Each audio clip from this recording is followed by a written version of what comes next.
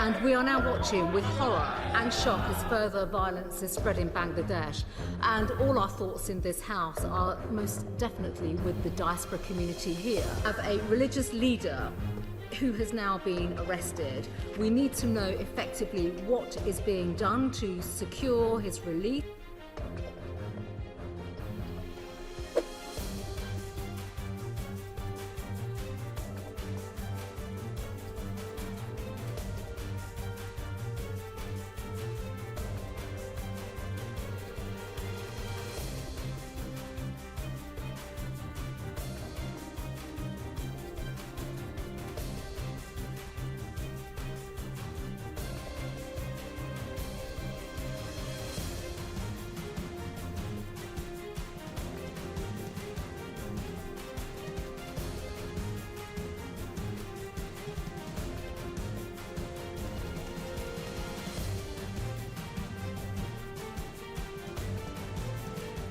First of all, I'd like to thank the Right Honourable Member for this UQ. It's an important subject, and he's also raised the arrest of the ISKCON leader, and it's a place of worship I too am very familiar with, near his constituency.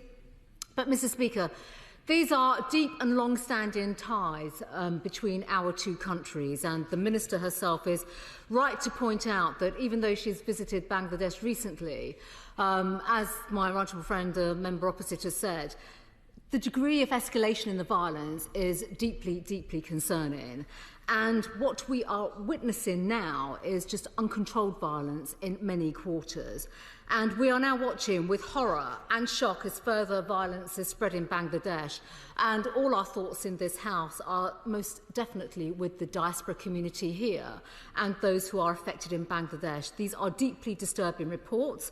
The Minister herself mentioned the deadly attacks and the violence that took place during what is an auspicious period, the Durga Puja festival in 2021. So given the current instability in Bangladesh and since the departure of the former Prime Minister in August, this is a moment of deep concern. Many governments are condemning the violence and calling for peace and law and order to be restored. So I welcome the comments from the Minister, but I must emphasise that all efforts must be taken now. We have a religious leader who has now been arrested. We need to know effectively what is being done to secure his release, due process in particular.